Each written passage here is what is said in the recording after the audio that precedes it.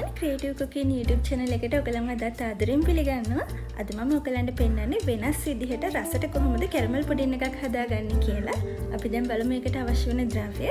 අපිට මුලින්ම ඕන වෙනවා මෙන්න මේ විදිහට බිත්තර 4ක්, කිරි කෝප්ප එකක්, මිල්ක් මේඩ් කෝප්ප භාගයක්, සීනි ග්‍රෑම් 100ක්, ඒත් එක්කම වෙනම සීනි ග්‍රෑම් 30කුත් ඕන වෙනවා. ඒත් එක්කම අපේ කැරමල් එක හදාගන්න වතුර මේස හැඳි 3ක්. මං කිව්වද වෙනස් විදිහට හදන්න කියලා. ඒකට අපි පාවිච්චි කරන්නේ වසාවාසි ටිකක්. මේක ස්වභාවික රසයක් වගේම හොඳ සුවඳකුත් ලැබෙනවා. මේ තියෙන ලිස්ට් එක ඔයගලන්ට පුළුවන් මේකත් බලා ගන්න.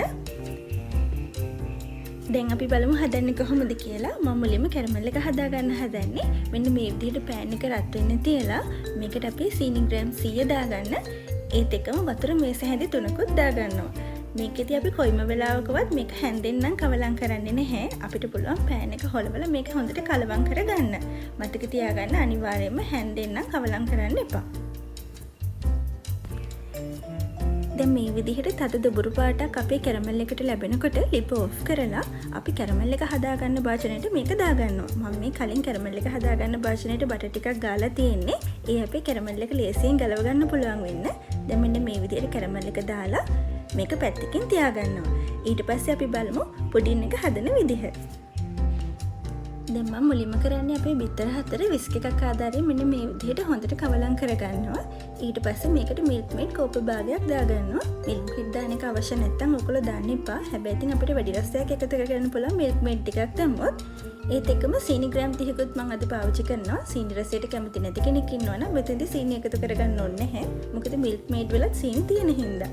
හැබැයි මිල්ක් මේඩ් දාන්න නැත්නම් සීනි ග්‍රෑම් 30ක් හෝ සීනි ග්‍රෑම් 50ක් තමන්ගේ රසය අනුව දාගත්තට කමක් නැහැ. දැන් සීනි ටික හොඳට දිය වුණාට පස්සේ අපි කිරි කෝප් එකත් මේකට එකතු කරලා මම මේ ටික හොඳට කවලම් කරගන්නවා. ඒත් එක්කම තමයි අපි ස්වභාවික රසයක් ගන්න වසාවාසි ටිකක් දැන් තමයි එකතු කරන්නේ. මේකෙදි මම කියවනේ හොඳ රසක් වගේම හොඳ සුවඳක් හම්බ වෙනවා කැරමල් පුඩින් එකට. මේක තමයි අපේ පුඩින් එකේ තියෙන විශේෂත්වය. දැන් මම අපේ පුඩින් එක කැරමල් භාජනයට දාගන්නේ පෙරන් නැතුවම.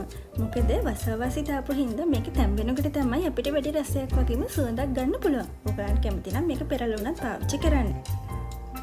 දැන් අපේ පුඩින් එක ස්ටීම් කරන්න කලින් මම මෙන්න මේ විදිහට ෆොයිල් කරගන්නවා. එහෙම කරන්නේ අපේ පුඩින් එක ඇතුළට වතුර යන්නේ නැති වෙන්න.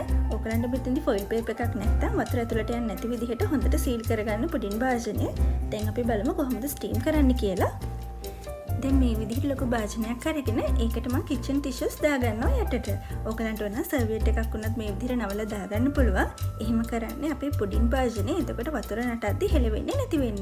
දැන් මෙන්න මේ විදිහට උණු වතුර කෝප්ප දෙකක් මම දාගන්නවා. දාලා මේක මද ගින්දරේ විනාඩි 45ක් විතර හොඳට තැම්බෙන්න දෙන්න. දැන් විනාඩි 45කට පස්සේ අපිට පුළුවන් මෙන්න මේ විදිහට ටූත් පික් එකක් දාලා බලන්න අපේ පුඩින් එක තැම්බිලාද කියලා. තැම්බිලා නම් මේ ටූත් පික් එක වතුර ගතියෙන්ම තියෙනවා. එහෙම නැත්නම් ඇලෙන ගතියෙන් තියෙනවා නම් ඔයගලන්ට පුළුවන් තව විනාඩි 5ක් 10ක් මේක හොඳට ස්ටීම් කරගන්න. ඊට පස්සේ රස්නි පිටිම මේක අනිත් පැත්ත හරව ගන්න එපා.